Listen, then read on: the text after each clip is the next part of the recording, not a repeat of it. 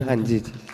तो भगवान की शरण में जो आते हैं, भगवान जिन पर कृपा करते हैं, उन्हें भगवान राजा बना देते हैं। जय हो जय। जैसे सुग्रीव, सुग्रीव के भाई ने पत्नी छीन ली सुग्रीव की, राज्य छीन लिया सुग्रीव का, शरण में गया तो राम जी ने राजा बनाया कि नहीं? बनाया। किष्किंधा का। इसलिए बेटा भगवान सब छीन लेते हैं। ऐसा क्या छीन लेते हैं? जब भगवान कृपा करते हैं तो मेरे भीतर का अहंकार, मेरे भीतर का क्रोध, मेरे भीतर की तमाम बुराइयों को छीन करके मुझे निष्पाप कर देते हैं। भगवान मेरा क्या छीनते हैं? मेरे भीतर की बुराई। आपको परेशान करती हैं आपकी इच्छाएं, उन इच्छाओं को छीन लेते हैं भगवान।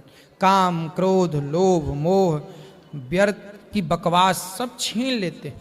फिर भक्त किसी प्रपंच में नहीं उलझता और भगवान उसे शुद्ध कर देते हैं, पवित्र कर देते हैं, सब देते। सुदामा गए शरण में तो सुदामा का सब छीना कि सुदामा को दिया? दिया। किसका छीना ये बताओ? सबको तो दिया ही दिया है।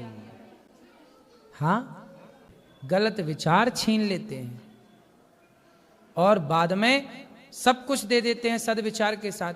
प्रहलाद जी गए भगवान की शरण में, प्रहलाद के लिए खंबे से निकले, क्या छीना प्रहलाद जी से?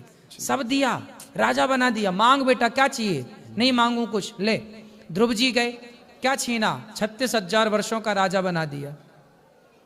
सब दिया मेरा भगवान, सब देते हैं, बड़े दानी उनके जैसा दानी कोई नहीं है। दाता एक राम, भिखारी सारी, वो देते हैं, छीनते। उन्हें क्या करना? तुम्हारी कितनी दौलत है कि वो छीन के करेंगे क्या? तुम्हारी ही दौलत का छीन के वो क्या करेंगे? उनके तो पांव लक्ष्मी जी दबा रही हैं रोज। वो तो देते हैं, दाता एक राम, वो देने वाले हैं।